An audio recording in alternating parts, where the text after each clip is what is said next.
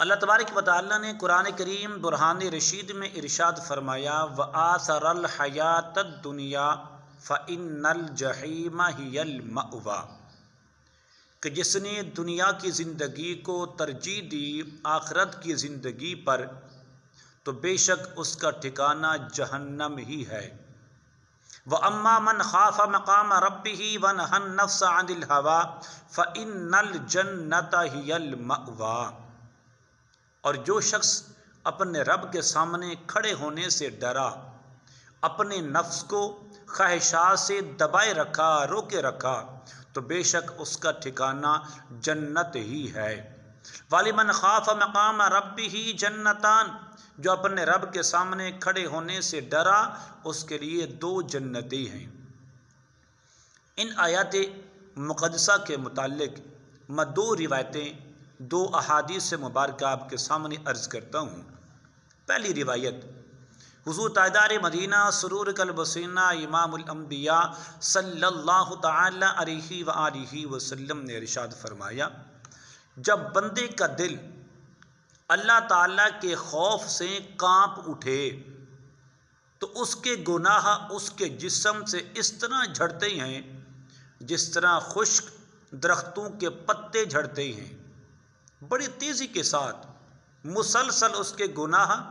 جھڑنا شروع ہو جاتے ہیں کہ جس طرح موسم خزاں میں درختوں کے پتے جھڑنا شروع ہو جاتے ہیں۔ جب انسان کے دل میں اپنے رب کا خوف پیدا ہو جاتا ہے تو انسان گناہ نہیں کرتا۔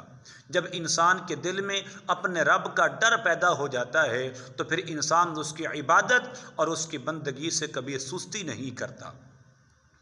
دوسری روایت حضور تاجدار مدینہ سرور قلب سینہ امام الانبیاء صلی اللہ تعالی علیہ وآلہ وسلم نے ارشاد فرمایا، حدیث قدسی ہے، اللہ تبارک و تعالی ارشاد فرماتے ہیں کہ مجھے اپنی عزت اور جلال کی قسم، میں آپ کی امت میں اپنے بندوں پر 2 خوف جمع نہیں کروں گا اور نہ ہی 2 امن جمع کروں گا۔ اگر وہ دنیا میں میرا بندہ مجھ سے بے خوف رہا، بغیر کسی ڈر کے، بغیر کسی خوف کے، جب چاہا وہ گناہ کرتا رہا، میری نافرمانی کرتا رہا، تو یاد رکھو میں کل قیامت کے دن اسے ڈراؤں گا جہنم کا عذاب دے کر، جہنم کی جلتی ہوئی آگ میں ڈال کر اسے ڈراؤں گا۔ اگر میرا بندہ دنیا کے اندر مجھ سے ڈرتا رہا،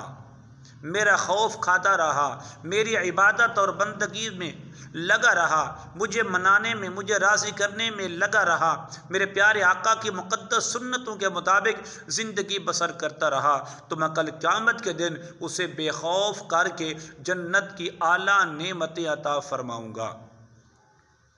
تو میرے رب کا خوف کیا ہے،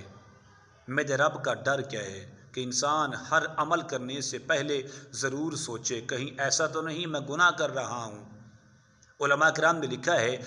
ہر انسان کے دل کے اندر ایک مفتی بیٹھا ہے، یہ انسان کا مفتی ہے جو انسان کو علم دیتا ہے، جو انسان کو بتاتا ہے بھائی یہ چوری کرنے لگے ہو یہ گناہ ہے، یہ نماز پڑھنے لگے ہو تو دل خوش ہو جاتا ہے، کہ جس کے بارے میں حضور نے ارشاد فرمایا البر حسن الخلق، نیکی تو وہ ہے جو انسان کے دل کو خوش کر دے، والاسم ما حاک فی صدرک، اور گناہ وہ ہے جو تیرے دل میں کھٹکا پیدا کر دے، جو تیرے دل میں ناپسندیدگی پیدا کر دے، وَكَرِهْتَ أَن يُطْلِعَ عَلَيْهِ النَّاسِ، اور تو اس بات کو ناپسند کریں کہیں ایسا نہ ہو کہ لوگ مجھے دیکھ لیں تو چوری کر رہا تھا،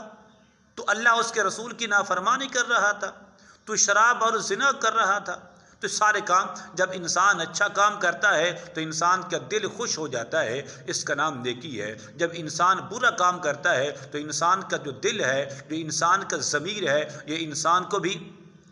لعن طعن کرتا ہے، یہ انسان کو بھی متنبہ کرتا ہے، خبردار کرتا ہے۔ تو اس دل میں خوشی کب آئے گی؟ جب انسان اپنے رب کا خوف لے کر گناہ سے باز آئے گا، توبہ کرے گا۔ اللہ تبارک و تعالی مجھے، آپ کو، ہم سب کو عمل کرنے کی توفیق عطا فرمائے۔ السلام علیکم ورحمۃ اللہ وبرکاتہ۔